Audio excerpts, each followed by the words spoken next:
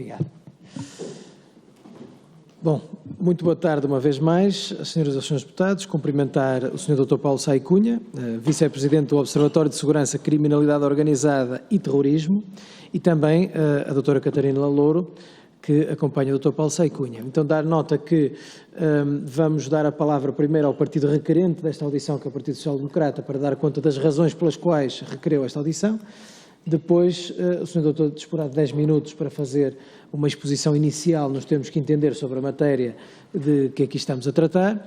Depois os partidos, cada qual em 4 minutos, fará as perguntas que entender convenientes.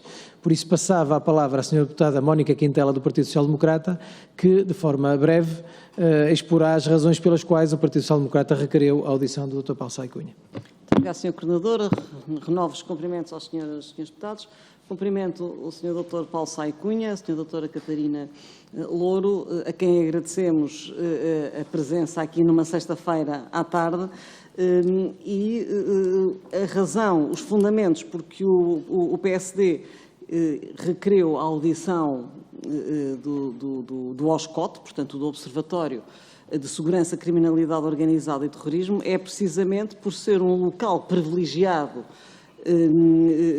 da criminalidade, portanto, da observação da criminalidade, e também porque o Sr. Dr. Paulo Saio Cunha é um advogado conhecido com uma ampla experiência em processo criminal e que entendemos que é fundamental também para o legislador ter a perspectiva prática, já que ouvimos várias entidades, mas ter a perspectiva prática de quem anda diariamente nos tribunais, quem sabe quais são os dados que são necessários à investigação criminal, quem também protege os direitos, liberdades e garantias, portanto, quem está habituado a defender os direitos, liberdades e garantias, e, portanto, e nessa medida entendemos que era muito importante para o processo legislativo ser ouvido o Sr. Vice-Presidente do OSCOT. Relegarei para a minha intervenção subsequente depois as questões mais concretas. Muito obrigado.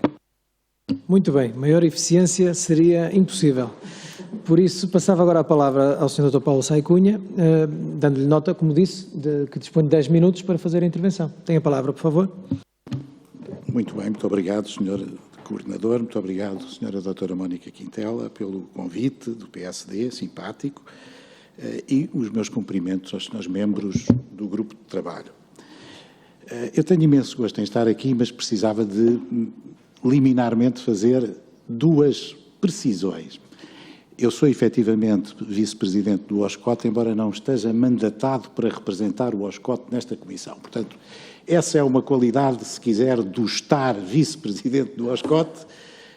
Essencialmente, estou no OSCOT como advogado penalista, e essa já não é uma qualidade do estar, é uma qualidade do ser, porque é efetivamente aquilo que eu sou, independentemente dos cargos que vou ocupando nestas associações. E, como dizia, é com um enorme gosto que presto o meu modesto contributo. Eu não sou um especialista em muitas das matérias, sobretudo nas questões técnicas complexas que estão aqui envolvidas. A minha especialidade é a do direito penal e do processo penal, e, nesse sentido, julgo que poderei efetivamente dar um modesto contributo, chamando sobretudo a atenção para questões de natureza prática, como muito bem a senhora deputada fez questão de sublinhar. Eu, para começar nesse domínio, dava 2 exemplos da minha prática forense, que são exemplos que me parecem sintomáticos a respeito da realidade que estamos aqui a tratar. O primeiro exemplo remonta ao ano de 2004, processo da Casa Pia, processo onde patrocinei um arguido, um processo que já tem uns anos largos, e em que estas questões que hoje ocupam este grupo de trabalho pura e simplesmente não existiam na lei, não tinham qualquer relevância no plano do direito positivo. Mas já existiam telemóveis, já existiam comunicações móveis, com outras características, não aquelas que hoje temos, e que representam um evoluir constante e muito significativo destas tecnologias. Isto pode ter interesse para aquilo que também aqui nos ocupa. Porque é que eu trago aqui estes trabalhos o exemplo da Casa Pia? A Casa Pia colocou às defesas dos arguidos um problema muito significativo. A acusação descrevia determinados factos com uma grande amplitude temporal. e às vezes também com uma grande amplitude geográfica. Bom, isso significou que os arguidos tiveram que fazer aquilo que nós designamos no processo penal uma diabólica probácio. Tinham que provar que não fizeram algo e não que tinham feito qualquer coisa. Qual foi uma das ideias que tivemos logo na fase de instrução, quando se dizia, por exemplo, que determinados factos tinham ocorrido na cidade de Elvas, num período que era de quase um ano ou até era superior a um ano, já não me lembro muito bem. Coligimos relativamente a cada um dos arguidos todos os metadados, eu vou chamar assim para simplificar, disponíveis ao tempo e que visavam demonstrar que aqueles senhores, naquelas datas, eram normalmente aos fins de semana que se apontava a prática dos factos, não tinham estado nem em Elvas nem perto de Elvas. Bom, e fizemos longuíssimas listagens, datadas cronologicamente, com um conjunto de dados que revelam outro aspecto interessante para a nossa discussão subsequente, que esta questão dos metadados tem, em parte, a ver com as comunicações, mas transcende larguissimamente o domínio das comunicações. Porque, por exemplo, usámos identificadores de via verde, que também contêm metadados, como sabemos. Contêm a identificação de um determinado veículo e de um utilizador e as passagens com grupos data-hora em determinados pórticos de identificação dos veículos. Utilizámos movimentos de cartões de crédito e de cartões multibanco, que também têm metadados, porque revelam os locais onde os pagamentos foram efetuados e, presumivelmente, pelo titular desses mesmos cartões. Utilizámos, pela primeira vez que me recordo, num processo penal, as localizações celulares dos telemóveis dos arguidos, que são, enfim, as famosas BTS, dados de geolocalização, que estavam disponíveis na altura e que foram utilizados precisamente para demonstrar que, naquelas datas, aquelas pessoas não estavam nas proximidades de Elvas. Bom, e, portanto, todos estes elementos, resumindo agora esta finalidade para que se utilizaram e, na altura, estavam disponíveis e estavam cobertos por um princípio que ainda hoje vigora e deve continuar a vigorar, que é o princípio da liberdade da prova em processo penal. Portanto, a prova que não é proibida é permitida. Essa prova foi utilizada com um amplo recurso a metadados.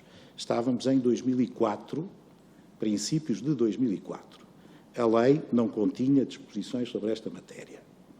Passou a conter em 2007, precisamente a propósito das tão bem descritas, salvo erro pelo professor Costa Andrade, como bruscamente no verão passado, enfim, um belo verão, em agosto, salvo erro, de 2007, sai uma legislação que entrou em vigor logo em setembro, depois teve uns percalços pelo meio, mas que reformou profundamente o Código de Processo Penal e o Código Penal, e parte desta reforma foi motivada precisamente, tinha a marca bem visível do processo da Casa Pia.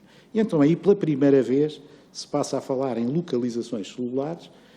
Há um artigo que é um artigo importante e que eu referirei mais adiante, que precisamente vem referir essa matéria, e há outro artigo que, inclusivamente, já aqui foi citado pelo Sr. Diretor Nacional da PJ, que respeita precisamente à utilização em situações de emergência e de perigo iminente para a vida e para a integridade física, uma ameaça grave à integridade física, da localização celular de pessoas que podem ser procuradas, estão desaparecidas, seja pelas mais diversas razões.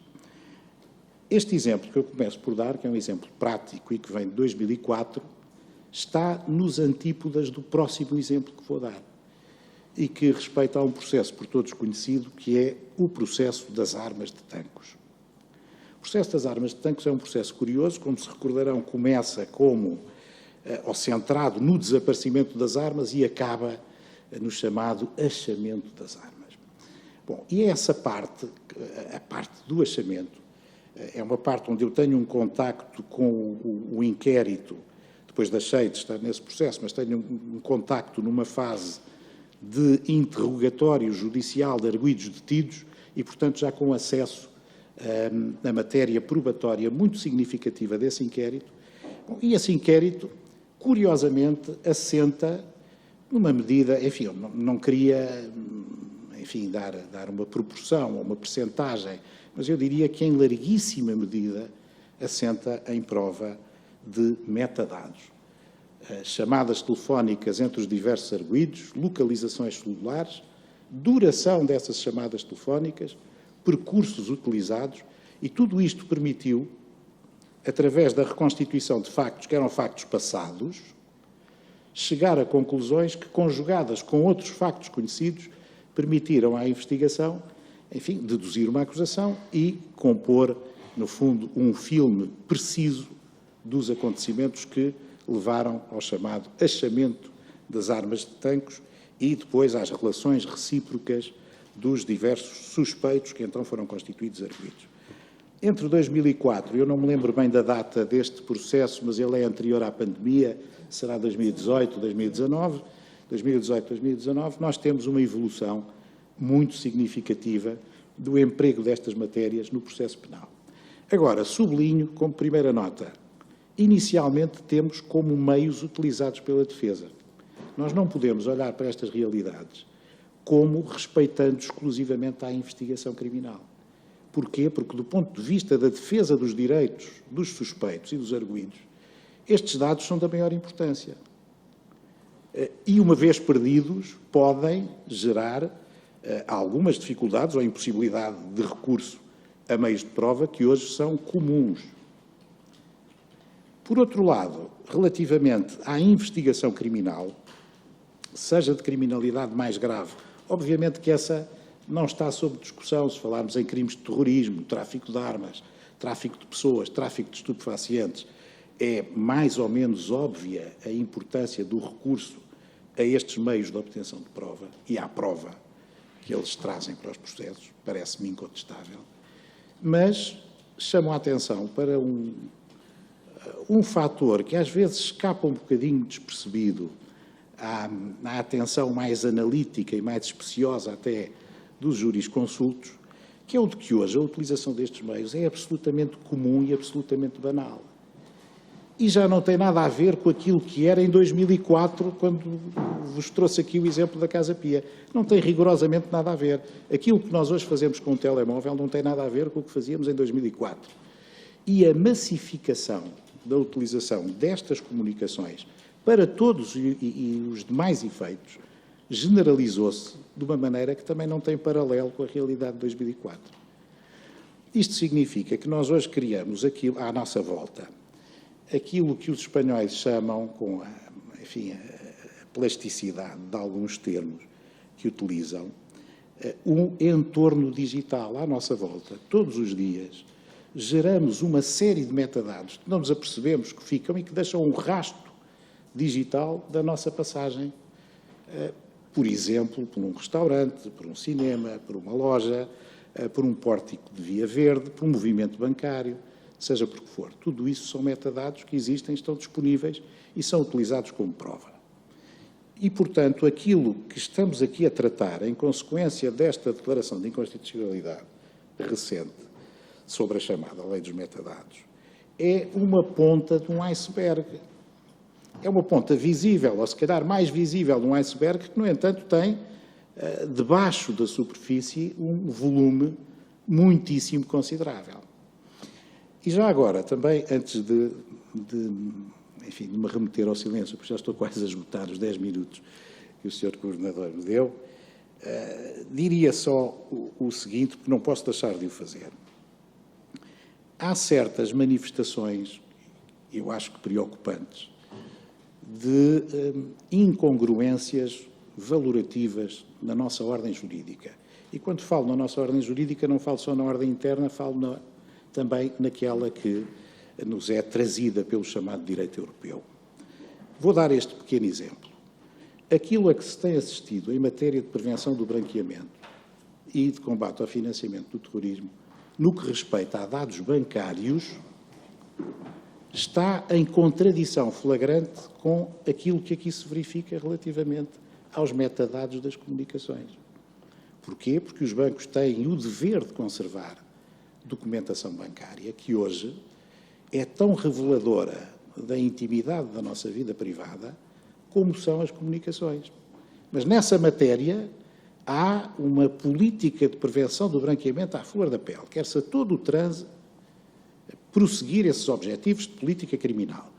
Não digo que sejam menos importantes, são certamente, mas a parte dos metadados que aí está envolvida é tratada de uma maneira. A propósito das comunicações, estamos num plano completamente distinto, porque há aqui um exacerbamento da proteção de determinados direitos, também não digo que não sejam importantes, são seguramente, em parte coincidem com aqueles que estão envolvidos na informação bancária de cada um de nós, mas, enfim, noutra parte, enfim, eu diria a parte mais relacionada com as próprias comunicações, a parte do direito à autodeterminação informativa e de tudo aquilo que é a interação dos cidadãos com os meios informáticos, cada vez com maior potencial, é uma parte distinta e que merece ter um tratamento distinto, bem entendido. Agora, enfim, para rematar e concluir esta parte, eu diria que não estou de todo em todo de acordo com a jurisprudência do Tribunal Constitucional. Diria que o regime que tínhamos era um regime perfeitamente equilibrado e proporcional. Não via aqui nenhuma violação do princípio da proporcionalidade, havendo, do meu ponto de vista, uma boa articulação prática ou adequação prática entre os interesses de política criminal, aquilo que é hoje a utilização massificada destes meios, as novas formas de cometimento de crimes, as necessidades da investigação criminal e, por outro lado, as necessidades dos direitos fundamentais dos suspeitos por recurso a meios de prova das defesas, podem ser utilizados como tal. Portanto, este regime era um regime equilibrado. Aquele que agora se propugna, do meu ponto de vista, não será o melhor e redundará numa maior complicação da paisagem legislativa sobre esta matéria, que, se quiserem depois entrar no detalhe, verão que é já bastante complicada, suscita imensas dúvidas de interpretação e aplicação das normas, e tudo isto contribui, afinal, para uma coisa que nenhum de nós deseja, que é o entorpecimento da justiça, em particular da justiça penal, porque, e agora falo como advogado, em particular advogado de defesa, quanto mais complicações a lei nos propiciar, mais entraves no exercício, naturalmente, dos legítimos direitos de defesa dos nossos constituintes, mais entraves nós podemos, com certeza, trazer ao exercício expedito da ação penal. Sr. Presidente, Sr. Coordenador, muito obrigado. Muito obrigado, Sr. Dr. Paulo Saia Cunha. Antes de passar a palavra ao Sr. Deputado Pedro Delgado Alves, não posso deixar de dizer, porque acho que não extravasa o âmbito das minhas funções de coordenação, que não deixa de ser interessante aqui uma perspectiva, se me permitirem, que é a perspectiva dos metadados poderem ser utilizados, o que é, aliás, óbvio, na defesa dos próprios arguidos. Portanto, como um instrumento de defesa, instrumento que os defensores poderão utilizar para ilibar, ou tentar fazê-lo, os arguidos que estejam implicados. Nós estamos sempre a raciocinar na perspectiva investigação versus, investigação versus garantística, versus a dimensão garantística, e há aqui uma outra, que, enfim, que eu achei particularmente interessante. Perdoem-me este inciso, e por isso agora passava a palavra ao Sr. Deputado Pedro Delgado Alves, do Partido Socialista. Muito obrigado, Sr. Presidente, e muito obrigado também ao Sr. Paulo Saia Cunha pela perspectiva que traz, que de facto coloca outras peças no prato da balança, mas como dizíamos na audição anterior, acho que todos nós o dissemos de uma maneira ou de outra, este é talvez dos processos legislativos mais complexos e mais difíceis com que nos configurámos ao longo dos anos, porque é daqueles que convoca mais diretamente o choque entre a leitura do direito da União Europeia, da Carta dos Direitos, ou melhor, não é necessariamente entre a Carta dos Direitos Fundamentais da União Europeia, é a interpretação que lhe está a ser dada pelo Tribunal de Justiça, que pondera valores que inegavelmente são valores fundamentais, mas que eventualmente desacautela outros, designadamente, e é de facto nesses termos que o essencial deste debate tem ocorrido, é em torno da preocupação com a segurança interna e com a segurança externa e com a investigação criminal prima facie, mas obviamente também esta componente e esta dimensão do outro lado da medalha, se quisermos estar o acesso a meios probatórios já não para a acusação, mas para a defesa, ser também relevante. Mas, portanto, a pergunta que faço é muito singela, porque é mais um prato na balança, mas que não nos ajuda necessariamente a desmontar ou a arranjar forma de desconstruir a teia. Porque se já encontramos dificuldade na jurisprudência do Tribunal de Justiça da União Europeia e agora na jurisprudência do Tribunal Constitucional, que até, de certa perspectiva, enfim, não quero fazer um juízo de valor excessivamente agressivo, mas nem é agressivo, mas de certa perspectiva tem uma preocupação muito mais intensa com a dimensão processual penal do que tem o Tribunal de Justiça da União Europeia. Ou seja, tem mais experiência, tem mais jurisprudência, manuseia com maior frequência as preocupações da perspectiva das garantias dos arguidos, isto o Tribunal Constitucional e não tanto o Tribunal de Justiça da União Europeia, em relação ao qual é um tema que mais remotamente lhe aparece, mas em que mesmo assim o Tribunal Constitucional não abordou desta dimensão ou desta perspectiva o problema. E, portanto, se já temos uma dificuldade, não é que o que tenha dito não ajude no sentido em que reforça, mas até que ponto é que colocar também em cima da mesa esta dimensão nos ajuda a desconstruir uma balança que está muito desequilibrada para um lado apenas. Porque não é ponderado, porque o mesmo raciocínio que se invoca, dizendo: bom, não vamos tratar todos como suspeitos ou todos como potenciais arguidos, no sentido de fornecer meios à investigação criminal para poder atuar. O mesmo raciocínio continua a valer da perspectiva de, bom, não vamos tratar todos como potenciais arguidos, ainda que da ótica de lhes acautelar as garantias de defesa dos arguidos, sacrificando o seu direito fundamental à privacidade e outros, porque aqueles dados, enquanto estiverem no ar, enquanto existirem, são um risco. Essa dimensão também surge muitas vezes nesta jurisprudência. Ou seja, a mera conservação por mais tempo, cada dia adicional de conservação dos dados é um dia adicional em que há risco destes dados poderem revelar elementos que deviam estar na esfera de reserva de intimidade dos cidadãos. Ou seja, isso foi referido, aliás, há instantes no final da audição da senhora Presidente da CNPD. Enfim, quando é patente que há um aumento substancial, relevante, não substancial, mas em que é dada mais visibilidade a casos de violação da integridade destas redes de segurança e destas bases de dados, portanto, esta preocupação não deixa de estar permanentemente em cima da mesa. Portanto, minha dúvida, se quisermos, é muito genérica, mas até que ponto é que vê aqui uma possibilidade de reforçar o caudal argumentativo para reequilibrar os pratos da balança? Sendo que, com isto concluo, os pratos da balança com os quais nós temos que trabalhar neste momento, a esta hora do dia 14 de outubro, é aquele que foi fixado pelas duas orientações jurisprudenciais e, portanto, o que podemos tentar fazer é um exercício pouco jurídico, não é pouco jurídico, ele é jurídico, eu vou usar uma expressão popular, mas tem o seu quê de jurídico, o chamado atirar o barro à parede, digamos, é uma expressão que não é técnica ou jurídica, mas que traduz uma procura de um exercício jurídico de tentar encontrar o ponto de equilíbrio. O problema é que, naturalmente, há investigações pendentes que não podem depender da tentativa e erro do legislador enquanto não afinamos um caminho, enquanto não há uma inversão jurisprudencial. Deixava só um pedido já agora, apesar de não estar a representar ou não poder falar em nome do OSCOT diretamente nessa qualidade, se da outra perspectiva também nos poderia facultar um ou outro elemento quanto à componente de relevo para a investigação criminal, que também está aqui subjacente, necessariamente, e obviamente não querendo comprometer a nota inicial que nos deu, mas eventualmente também fazer algumas observações sobre isso. Muito obrigado. Muito obrigado, Sr. Deputado. Passava agora a palavra à Sra. Deputada Mónica Quintela, do Partido Social Democrata, por favor. Muito obrigado, Sr. Coordenador, a quem cumprimento, reitero e renovo os cumprimentos a todos os presentes. Este processo legislativo, como já aqui foi dito, é dos processos legislativos mais complexos, porque, por um lado, estamos balizados pelo Acórdão 262 prolatado pelo Tribunal Constitucional, que vem na esteira e na senda do direito à União e que, quer queiramos, quer não, quer concordemos, quer não, portanto, nos está a estribar.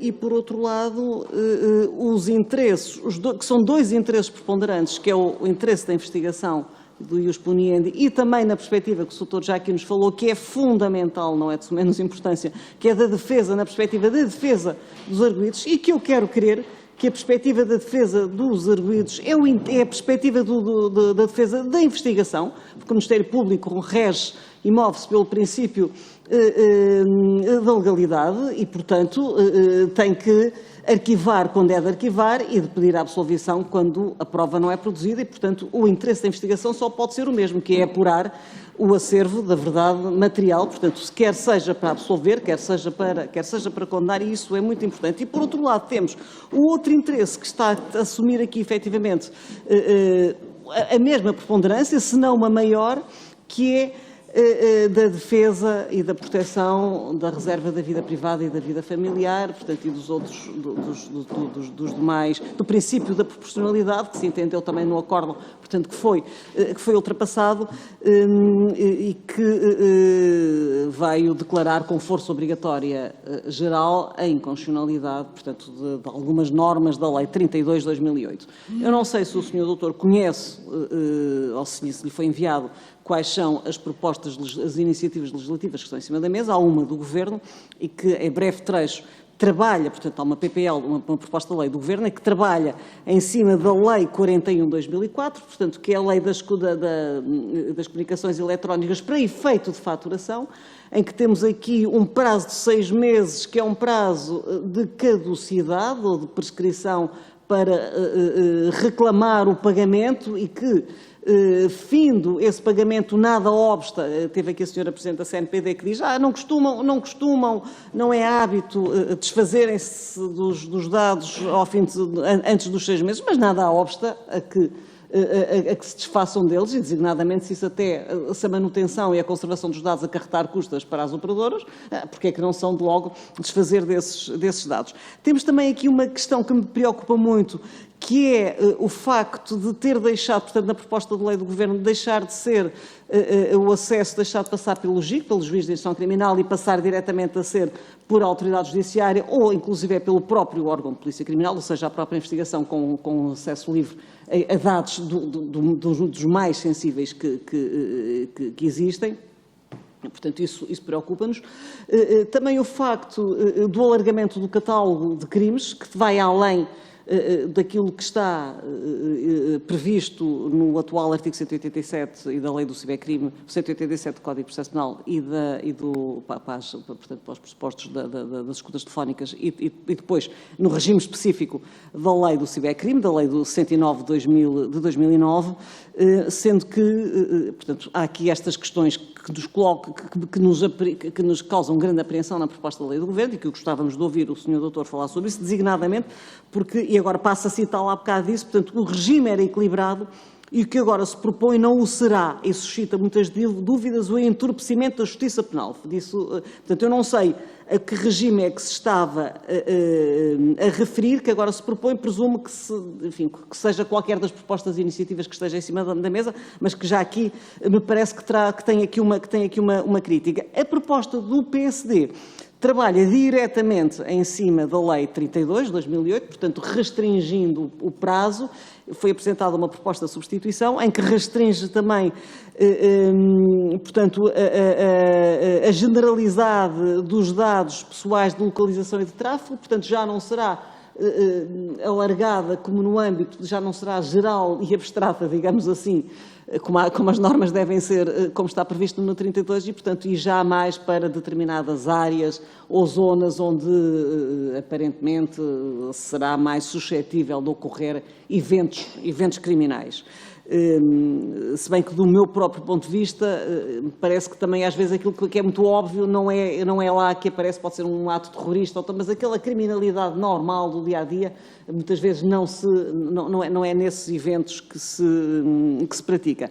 Mas nós falamos de um alargamento maior, como por exemplo portagens da autoestrada, o resto do doutor já falou da questão das vias verdes, dos cartões de crédito, portanto, não sei se conhece a nossa iniciativa legislativa, mas gostava que nos pudesse falar na perspectiva prática, na perspectiva de advogado, também quais são os dados, quer de tráfego, portanto, quais são os dados que efetivamente, quer para efeitos de traceback, quer para efeitos de canal de controle, quais são os dados necessários à investigação criminal, quer na ótica, na perspectiva do investigador, na persecução do ius puniendi, quer na ótica da defesa.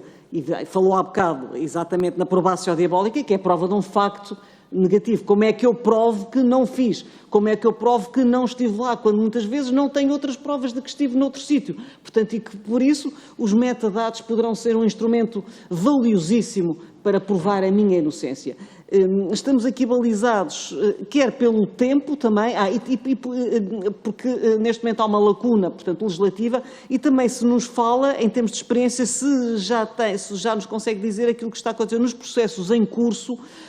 Sabemos que tem havido interpretações dispares, muitos dos juízes, e também aqui não se tem feito muito recurso à teoria da árvore envenenada, não é? Ou seja, se está contaminada pelos metadados e a seguir todas as provas obtidas através daqueles primeiros metadados estão a ser, portanto, também como é que os tribunais estão a interpretar, se é que nos pode falar também sobre isso, a extensão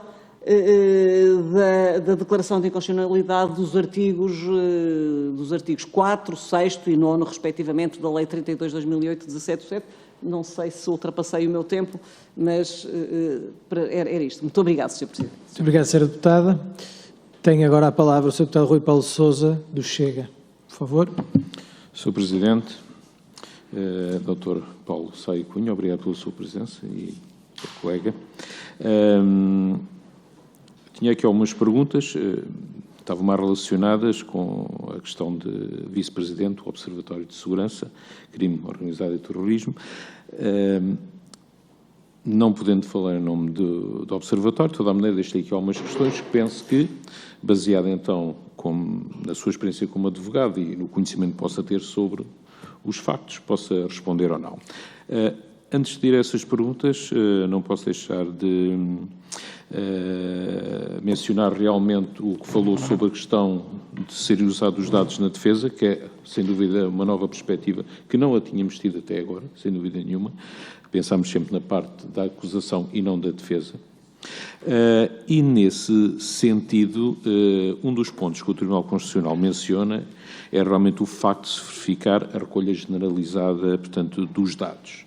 Essa é uma das questões que leva a considerar a lei desproporcional.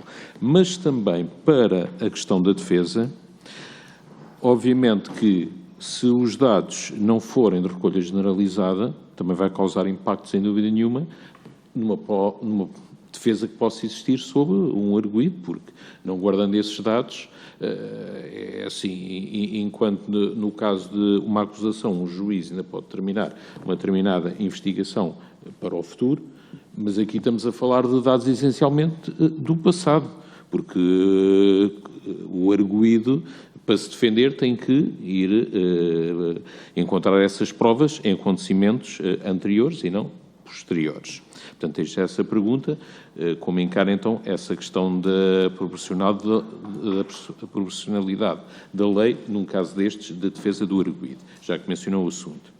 Relativamente às outras questões, estava um pouco mais a ver com a questão do observatório, mas talvez possa falar então como advogado da sua experiência atual, é que impacto é que já está a haver da inconstitucionalidade da referida lei, em termos de processos realmente que tenham conhecimento de crime e que realmente estejam a ser prejudicados, digamos, pela aplicação das novas regras.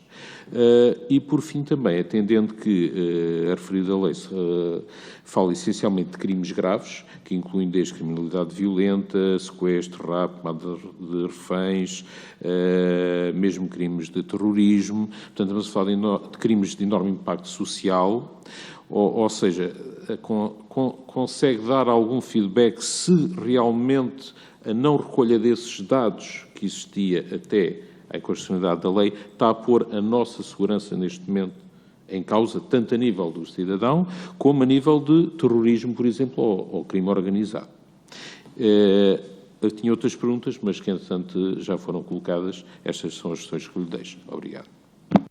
Muito obrigado, Sr. Deputado. Tem agora a palavra a Sra. Deputada Patrícia Gil Vaz, da Iniciativa Liberal. Por favor. Obrigada, Sr. Coordenador. Cumprimentar o Dr. Paulo Saio Cunha, dizer que as perguntas que eu também tinha para colocar já foram sendo de alguma forma aqui colocadas, portanto, sob pena de estar a repetir-me, não irei fazer nenhuma pergunta, apenas agradecer o facto da sua exposição, que nos veio trazer aqui uma nota muito interessante e uma perspectiva muito interessante, como já foi dito também, não a estávamos a colocar, e perceber como é que vamos então também no texto final ponderar aqui esse fator, porque também acho que é uma nota interessante que deve ser tida em conta na elaboração do texto final. Obrigada.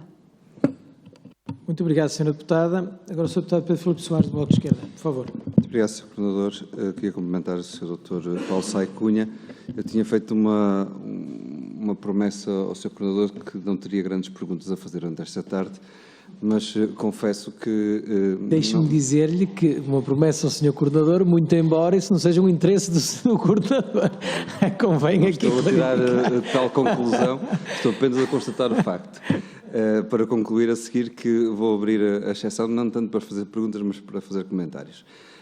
Porque eu parto de um ponto de vista absolutamente antagónico ao Sr. Doutor, não era inesperado face ao histórico das opiniões sobre esta matéria, mas parece-me que há aqui alguns argumentos aduzidos que não correspondem a factos novos para analisar esta Comissão e parece-me claramente, às vezes, até distorcem o debate que estamos a ter. Dizer que os metadados interessam muito para a defesa, isso nota-se pela quantidade, pelos milhares de e-mails que nós temos recebido de pessoas a dizer, por favor, aprovem esta lei porque nós precisamos dela para a defesa. Nenhum. Aliás, ninguém se tinha lembrado desta mesa. Porquê? Por um motivo muito simples. Porque a maior parte dos metadados que são salvaguardados na lógica que existia previamente à inconstitucionalidade da lei, já deixam um rastro bastante alargado nos instrumentos, seja computadores, seja telemóveis, seja vários outros dispositivos eletrónicos dos próprios. Por isso, desse ponto de vista, é exatamente por esse motivo que não se coloca algo que já está parcialmente respondido na prática individual de cada um acima de um direito geral à sua privacidade, que é o que está aqui em causa. O que está aqui em causa é que nós, se consideramos que o direito de privacidade tem uma validade superior à lei que estava previamente vigente, e o Tribunal Constitucional disse que sim. Que não podemos ter um Big Brother que expõe dados indiscriminadamente de um universo geral de cidadãos, porque não há uma justificação que seja mais imperiosa do que essa salvaguarda dos direitos. E o que as propostas em cima da mesa estão a tentar fazer é arranjar uma forma, na opinião dos seus proponentes, conciliar as duas vertentes em causa. Ora, há, do nosso ponto de vista, uma outra forma que não por esta via legislativa. E por isso é que temos sempre defendido e insistido nisso, desse mais condições e mais meios às forças e serviços de segurança e à capacidade de investigação que têm. Já agora, é um dos problemas estruturais pelo qual é tão indispensável ter esta legislação. Dizer-se que a única forma de nós nos protegermos contra este tipo de crimes é ter um voyeurismo geral sobre a atividade de todos os cidadãos, isso vai contra princípios fundamentais que eu defendo. E essa é que é que eu defendo e que o Bloco de Esquerda defende.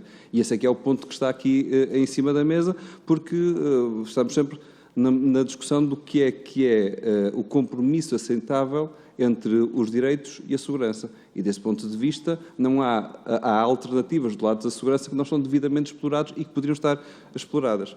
Segundo aspecto, ainda na audição anterior, a senhora a Presidente da Comissão Nacional de Proteção de Dados veio cá dizer e dar um exemplo que deita por terra a equiparação aos metadados gerados em sistema bancário dos metadados gerados por sistemas eletrónicos como um telemóvel. Dizia ela, a exemplo do acórdão sobre o Passenger Name Record, que nesse caso concreto, um dos argumentos usados foi que não é algo esporádico o dado que é gerado por um voo de avião quando comparado com o uso de um telemóvel. Da mesma forma, exatamente igual, se equipara o que existe no sistema financeiro, que tem até uma história diferente, mas se equipara na mesma lógica do sistema financeiro com o que há um telemóvel. Nós não estamos 24/7 a fazer transferências de dinheiro. No entanto, estamos 24/7, mais do que isso até, porque na verdade isto tem ciclos de milissegundos, microsegundos, a gerar dados num telemóvel, num computador ou o que for. Por isso, equiparar as duas coisas é meramente retórica para se embordar no mesmo pacote de coisas que não são comparáveis. E por isso, eu não ia intervir, a nossa posição desde o início deste debate está mais ou menos estabelecida, não é escondida de ninguém, mas gostava de deixar estas duas notas em cima da mesa porque elas me parecem necessárias também para que eu não fique agora ofendido dos meus direitos de me indignar perante alguns argumentos usados. Muito obrigado. Muito obrigado, Sr. Deputado. Diga-se em esclarecimento adicional que, naturalmente, que estas intervenções dos partidos são para questões ou para comentários e, portanto, como é natural, o Sr. Deputado, com todo o direito, usou dos minutos que dispunha e dos que mais dispusesse para poder entender, tecer as considerações que entendesse. Portanto, feitas as questões e comentários dos grupos parlamentares, pedi então ao Sr. Deputado, ao Sr. Dr. Paulo Saia Cunha, para responder às perguntas colocadas e também fazer naturalmente os comentários que entender oportunos. Faz favor. Muito obrigado, Sr. Coordenador. Eu vou ver se não me esqueço de nada, porque são muitas questões e eu vou, começando pelo Sr. Deputado Pedro Leite Alves. Pedro Delgado Alves, peço desculpa. Leite Alves é um colega meu de curso que com certeza conhece. Bom, é evidente que esta questão é uma questão de grande delicadeza, porque sempre que temos que assegurar a adequação prática entre valores que conflituam, neste caso a intimidade da vida privada dos cidadãos, por um lado, e razões, que são razões de segurança em geral, e que estão em conflito, o ponto ideal que assegura o respeito pelo princípio da proporcionalidade nem sempre é fácil de encontrar. Mas eu já agora, e ainda que possa causar ainda mais indignação e escândalo ao Sr. Deputado Pedro Filipe Soares, não deixarei de o dizer. Eu entendo que não há aqui nenhuma desproporção entre a adequação prática que existia relativamente a este conflito entre direitos fundamentais e razões de segurança que os comprimem pontualmente. Precisamente porque não entendo a proporcionalidade como uma matéria de natureza estática. De facto, a evolução, e só estamos a falar agora das comunicações, não estou a falar de mais nada. Estou a falar do uso dos telemóveis, dos e-mails, comunicações, sem falar dos outros metadados. O que é que acontece? Hoje em dia, com a generalização do recurso a estes meios, a prática de crimes com recurso a estes meios aumentou. E não se põe só no plano do terrorismo. Nós sabemos que nos atentados de Madrid, por exemplo, houve engenhos explosivos que foram acionados via telemóvel. Mas hoje cometem-se muitos crimes com a utilização de telemóveis e de e-mail que não têm nada nem a ver com esta gravidade, nem, no fundo, com um grau de ilicitude que pode reclamar medidas restritivas e até de prevenção mais musculadas, chamemos-lhe assim. Porquê? Porque hoje pode-se praticar uma burla com recurso a meios informáticos. Isto não é um crime da lei do cibercrime, é a utilização de um meio que passou a ser idóneo para a prática daquele crime, para o cometimento daquele crime. Qual é o problema que está aqui em causa relativamente à conservação dos dados? Pois, eu percebo que, de facto, impressiona que se possa ser obrigado a guardar, por um período de tempo demasiadamente largo, um conjunto imenso de informação onde a vida privada e até às vezes a intimidade no núcleo pessoalíssimo de direitos das pessoas pode estar envolvida. Percebo isso.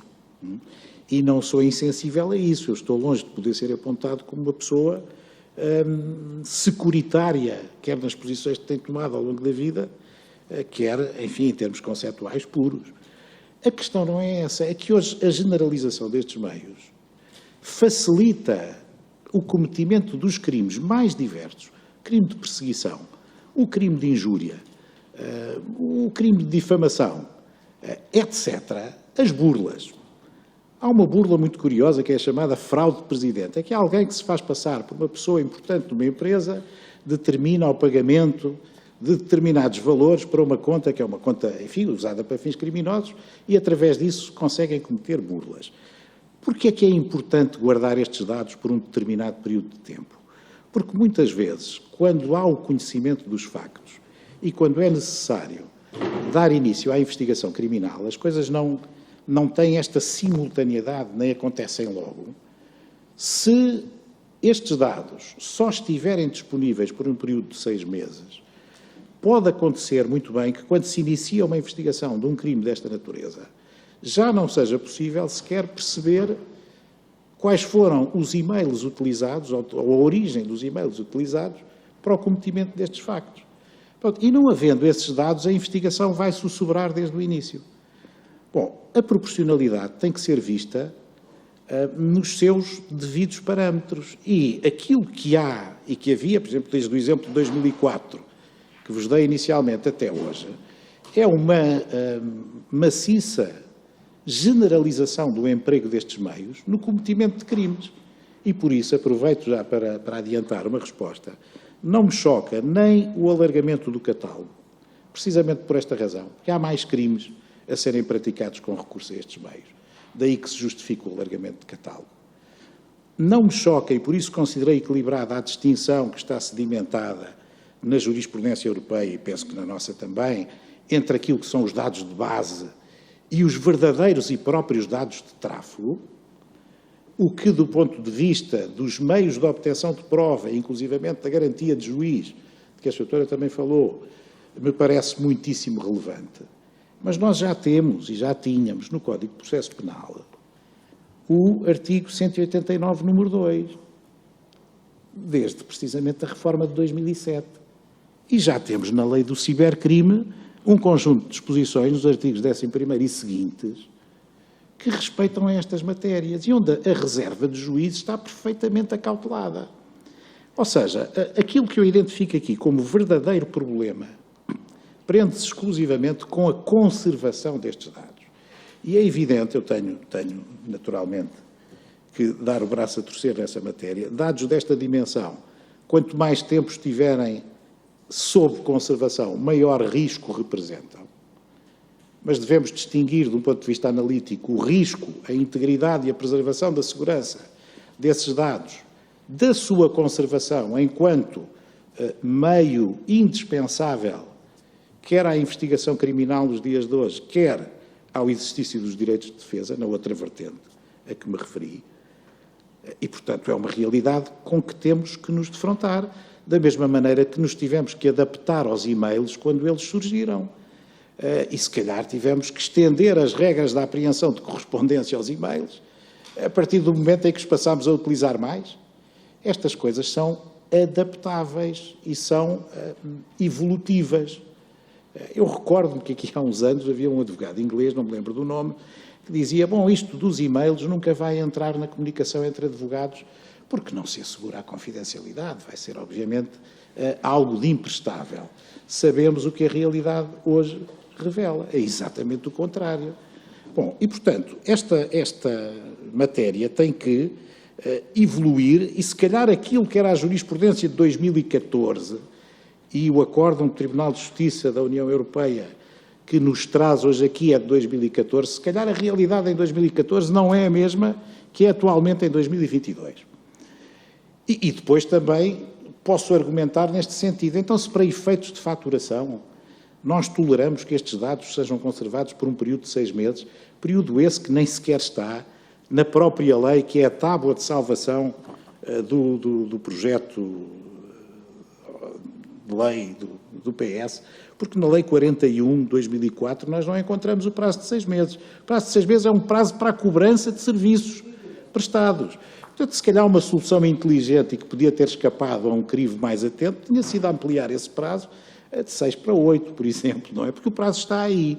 O que é que isto vai criar? Vai criar uma manta de retalhos legislativa que torna extremamente difícil ao intérprete aplicador do direito fazer essa aplicação. Outro exemplo, nós temos definições de dados de tráfego e de localização celular diferentes na Lei 41 de 2004 e na Lei do cibercrime. Por exemplo, quais são aqueles que para este efeito relevam? Quais definições? As de um lado ou as do outro? Porque depois, quando se tem que aplicar uma lei que não é clara, surgem-nos imensos problemas. E, enfim, parece-me, com muito e devido respeito, que mesmo tendo em conta os considerandos e as conclusões do acórdão do Tribunal Constitucional, que ancorar a solução deste problema numa boia, que é aquela que é dada pelo tempo de conservação dos dados necessários à faturação das operadoras de telecomunicações, é qualquer coisa que não consigo compreender. Parece que isso é mais importante para este efeito do que razões de política criminal e de segurança que devem ter outro peso muito mais intenso do que aquele que releva de razões comerciais da vida das operadoras de comunicações. Bom, mas, enfim, é uma opinião. É muito difícil, e eu reconheço isso, ser aqui criterioso. Haverá critérios, formulemos a pergunta, critérios objetivos que nos permitam delimitar o período de conservação destes dados, afinando a determinadas realidades. Há uns exemplos de escola. Por exemplo, a visita de um chefe de Estado pode trazer associado um risco de atentados. Ou a visita do Papa, por exemplo. Será que podemos, durante um determinado período de tempo, atendendo a essa razão objetiva, fixar um prazo mais dilatado de conservação desses dados? Tendo em atenção esta situação particular, seria um critério objetivo que permitia introduzir aqui um fator de correção a esta generalizada amplitude de conservação dos dados.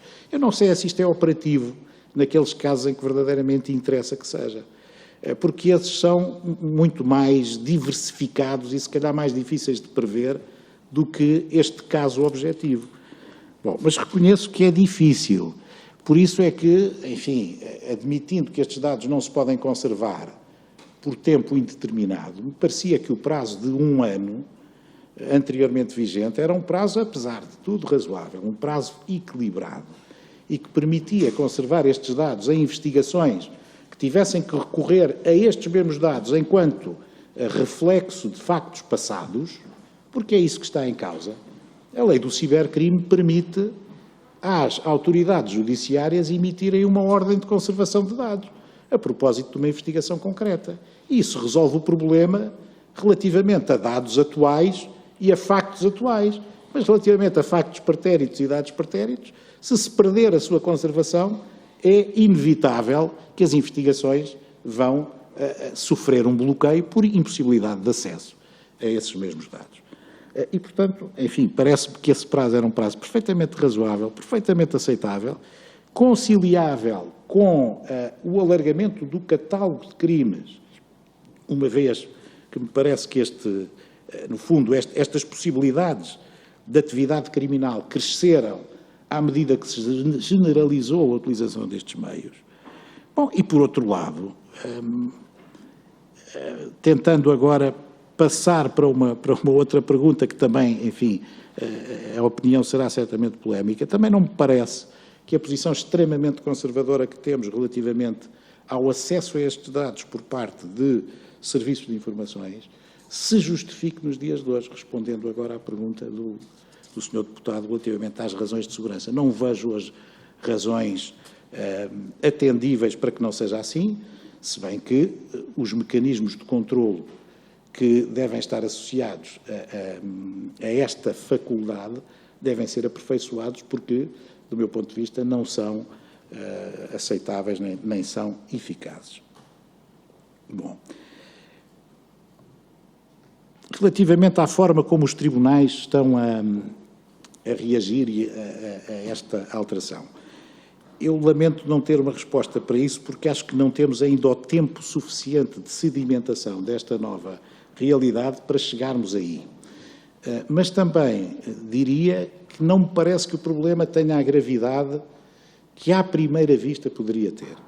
Porque é preciso perceber em cada caso quais são os meios de prova inquinados, é preciso perceber se eles estão efetivamente inquinados ou se estarão a coberto, por exemplo, da aplicação de outras disposições legais que permitiam chegar ao mesmo resultado, e falo de disposições da lei do cibercrime e do próprio Código de Processo Penal, que, enfim, dão, se quiserem, a esta aquisição de prova para o processo, um título diferente daquele que resultava do emprego da Lei 32, 2000 e... qual é a data? 8, pronto, 32 de 2008.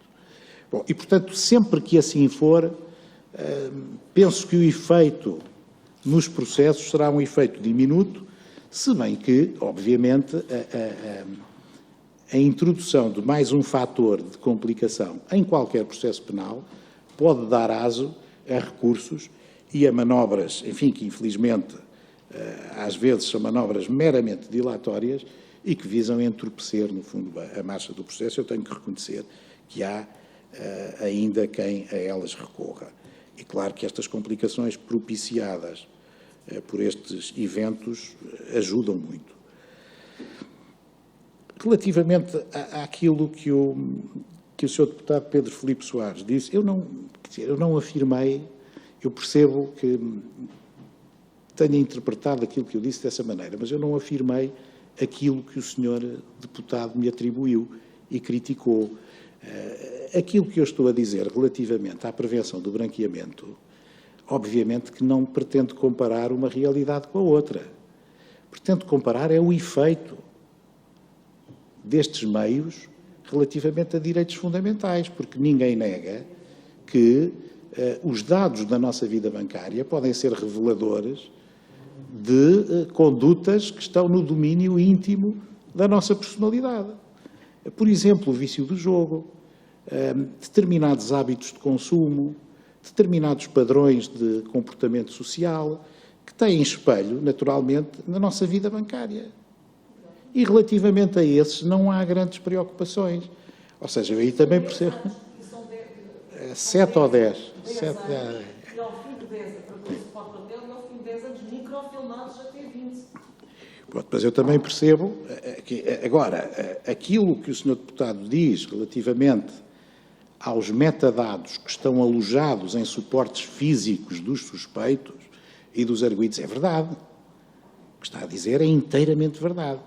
Porque se há uma apreensão de um computador ou de um servidor onde estão alojados uns milhares de e-mails, temos aí metadados relevantíssimos. Temos dados informáticos que nos revelam, por exemplo, quem é que acedeu a um documento de trabalho, quantas vezes foi acedido, quando é que foi alterado. Por exemplo, uma falsificação de documento que hoje seja mal feita, se eu produzo, por exemplo, um documento com uma data de 2014 e se através de uma perícia informática se chega à conclusão, fácil hoje em dia, que o documento foi produzido em 2022, obviamente que tudo isso é possível e tudo isso se faz com recurso a metadados num sentido muito amplo. São dados que lá estão, mas que não se vêem, não estão à superfície, digamos assim. É evidente que isso é possível, mas repara, tudo isso sucede no decurso de investigações que já estão em marcha. Porque para se chegar a esse resultado, para se chegar à apreensão de um computador, por exemplo, tem que existir uma investigação que é originada pela suspeita ou pela notícia de um crime. Essa investigação tem que ser desenvolvida e tem que se chegar a um ponto tal em que haja indícios de que aquela busca deve ser feita, aquela apreensão deve ser efetuada e aquele material informático deve ser examinado. Bom, isto é completamente diferente da necessidade que há de investigar uma burla cometida através de um meio informático e que é denunciada, por exemplo, 8 meses depois dos factos terem sido praticados, e que quando se pretende perceber quem é que esteve por trás dos e-mails que foram enviados, de onde é que eles partiram, enfim, como é que foram utilizados pelo criminoso, quando se procura esses dados, eles já não existem porque não há nenhuma obrigação de os conservar. E este é que é o verdadeiro problema. É um problema que, aliás, foi aqui muito bem identificado pelo Sr. Diretor Nacional da Polícia Judiciária. O que interessa são os factos passados. Não é? Porque as informações relativas a investigações em curso ou que se vão iniciar, relativamente a essas, a lei do cibercrime previne em absoluto todas as eventualidades que possam surgir. Aliás, a lei do cibercrime, ao contrário do que muitos pensam, em matéria processual penal, é aplicável a tudo o que envolva prova em ambiente digital. Portanto, não se aplica só aos crimes informáticos. Tem disposições processuais penais que são aplicadas fora do âmbito restrito dos crimes informáticos. E, portanto, nós não podemos confundir, e às vezes essa confusão aparece um bocadinho à tona, aquilo que é criminalidade informática com o que é o crime com recurso à utilização de meios informáticos e de comunicações. É completamente diferente, são realidades distintas.